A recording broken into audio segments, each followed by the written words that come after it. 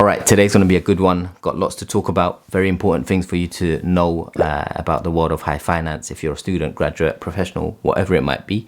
So with that, let's get straight into it. All right, there's so many misconceptions about high finance, and it kind of stems from when you're not in the industry.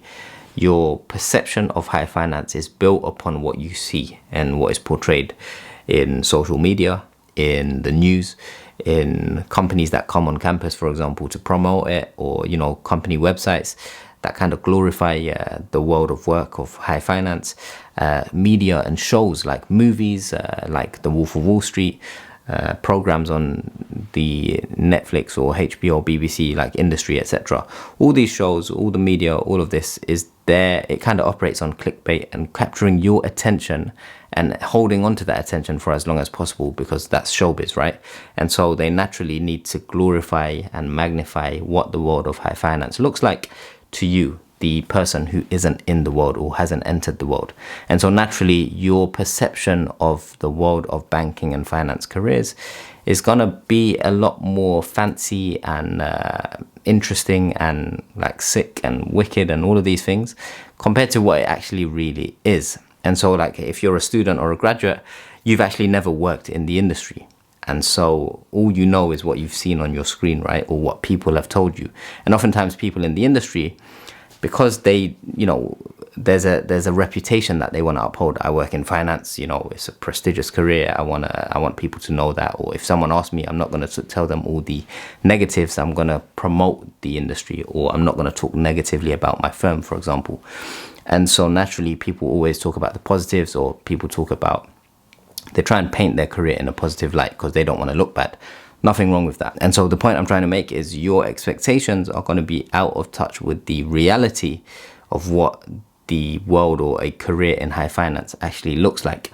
And so it's good to be aware of that. It's good to kind of know that you might be misled, or your perception might be grossly misaligned with what the world actually entails. Oftentimes people talk about, you know, the benefits, like you go to different countries, you travel in business class, you get all your food and expenses paid for. When you're traveling, you've got like $100 budget for lunch, $150 budget for dinner, whatever it might be. You get gym in the building. All these things sounds great, but the truth is, when you're traveling for work, you're traveling for work. It's not a holiday. You stay in a nice hotel, but you need to sleep early because you got a very important client pitch the next day. Or, you know, it's hard. If you ever go on holiday, you go on holiday to have fun, right? But if you ever went on holiday and you had an interview the next day that you reach that country, you're not going to really enjoy yourself. You're going to be prepping. So think of work travel like that. Going traveling, but you've got an interview to prepare for.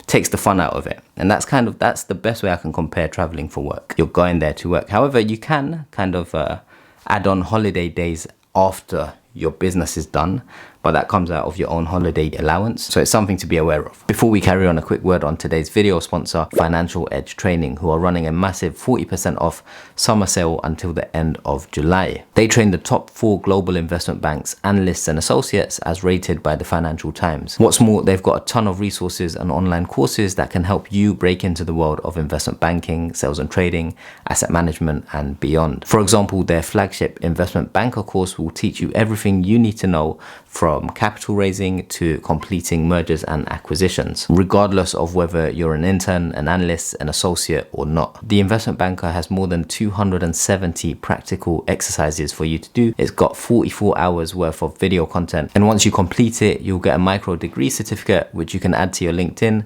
to stand out in a sea of candidates. Hit the first link in the video description below to take advantage of their summer sale by using the code SUMMER40 at checkout to get 40% off all of their online courses. After the summer sale ends, you can still get a massive 25% off all of their online courses by using the code AFSAL25 at checkout. With that, let's get back to the video. All right, next thing that a lot of people think about in the wrong way when it comes to high finance careers is the actual careers that exist in the industry. So typically as a student or a graduate, you're gonna hear investment banking division and sales and trading or global markets or asset management. Those 3 are the main 3. Maybe private banking, maybe research. Those are the big front office divisions of an investment bank. Typically you won't, unless you're at like a university like the LSE where the culture is, you know, investment banking, private equity, hedge funds, etc.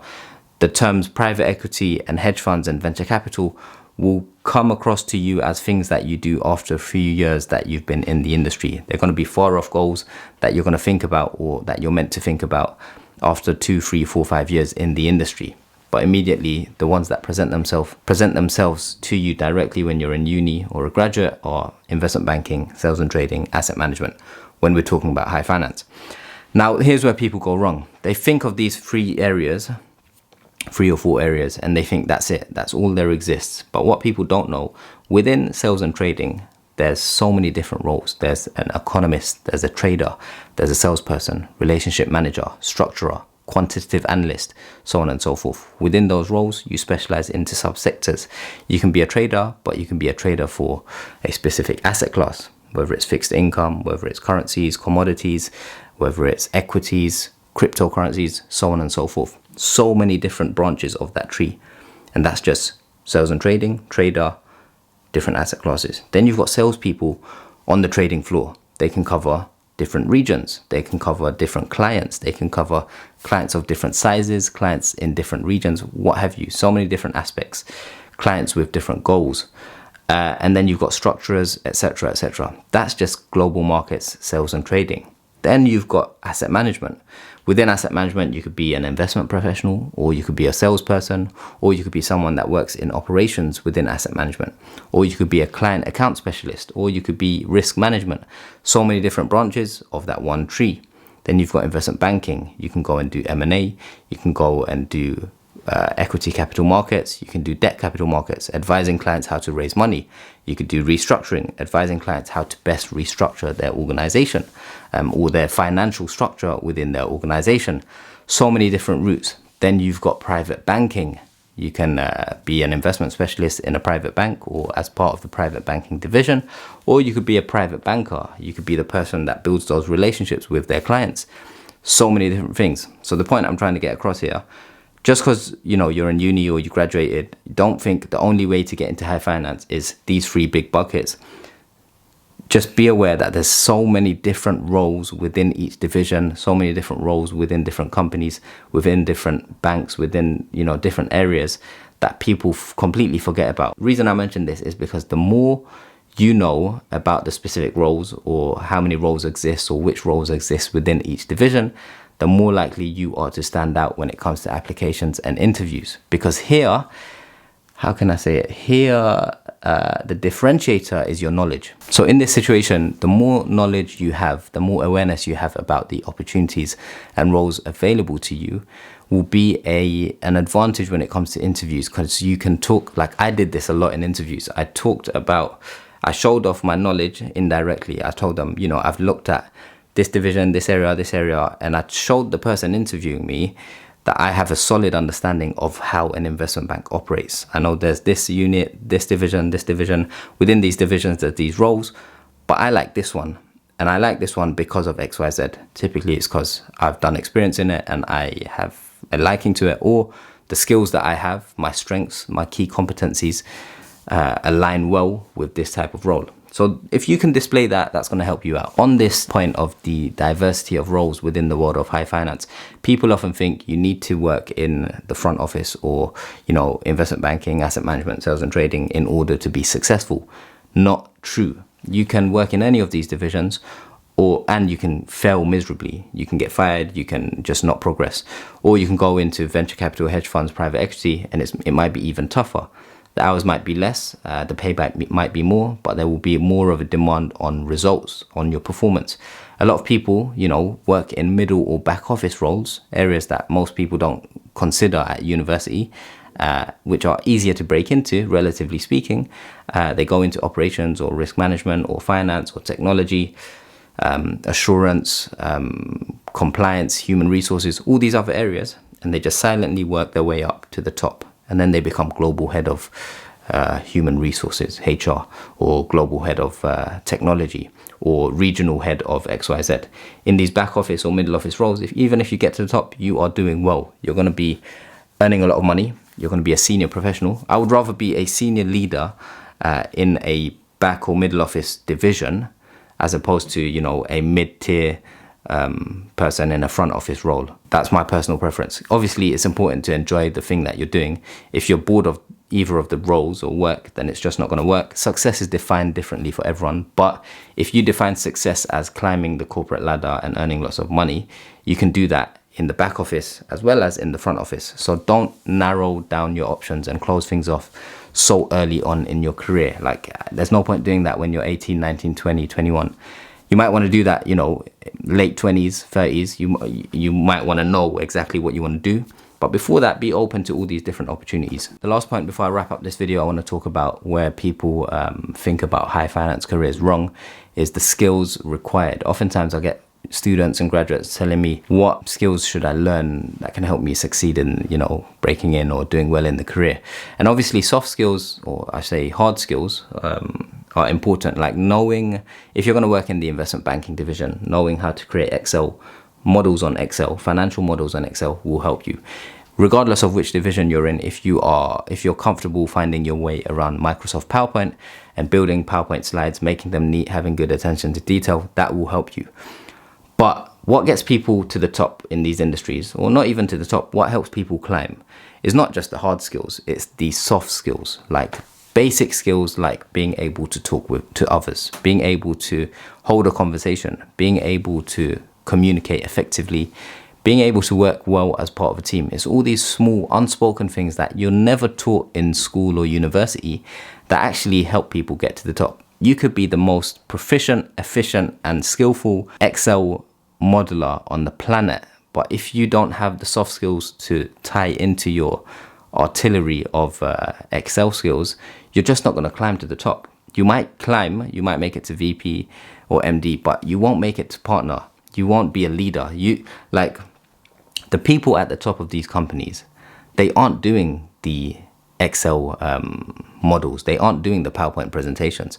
Those will only get you so far. The things that get you to the top is like leadership, being able to go into a room and grab that room's attention with what you're saying, being able to build good relationships with people, build people's trust so that you can be plugged into what's going on behind the scenes, whether it's internal politics or any news that's going on. You want to be someone that people think about telling because they trust you. People who just carry themselves well when you're building your career. The last thing you want is to be perceived as someone that's lazy, someone that isn't hardworking, someone that just does the bare minimum. You want to be seen as someone that's competent, very knowledgeable, someone that's a nice person, someone that carries themselves and the culture of the firm, very important, very well. If you carry the culture of the firm, what the firm stands for, then the people above you are going to notice that. And then you're going to be more likely to impress and progress, as opposed to just being a great Excel monkey or PowerPoint slide genius, for example. Other things like negotiation, persuasion, all these things, it will be useful internally when you're kind of pitching yourself to your manager for a higher salary or a promotion, but also if you're going to see clients. Negotiation and persuasion skills are very important because it can win you business and take business away from your competitors. That business kind of trickles down into your bonus, so on and so forth. And so it kind of, to put it into perspective, if you're a student watching this, let's say you're doing A-levels, you might do 3 or 4 A-levels. If you do international baccalaureate, you do like 5 or 6 subjects. The purpose of international baccalaureate is to make you a well-rounded candidate, or well-rounded individual, because you get a holistic overview of different topics. Whereas A-levels is a bit more niche. Similarly, if you go to, like I went to a state school, compare a state school education to a private school education. If you go private school, you get a more well-rounded experience. They teach you like things like public speaking, how to they teach you a lot more than a state school typically does. And so you come out oftentimes, like you would come out of state school less confident, less well-rounded than an individual who came out of private school. And so what you want to do is, in your career, you don't just want to focus on, you know, a few small things and being good at those, but you want to be well-rounded. The skills that make you well-rounded are the skills that get you to progress and get further in your career. So when you're thinking about breaking into high finance, don't just think about the technical or the hard skills that will get you in and be useful. Think about the broader skill set that is going to make you successful long-term as opposed to successful in the short term. Obviously, it's very important to be successful in the short term, but always have a long-term perspective and view, and sometimes try and step out and see your life and your journey from someone else's perspective, because that can often offer clarity to your perspective. Anyway, hopefully this video was insightful. Let me know if you have any questions in the comments below. Check out Financial Edge in the first link in the video description below, and I will see you in the next one. Peace.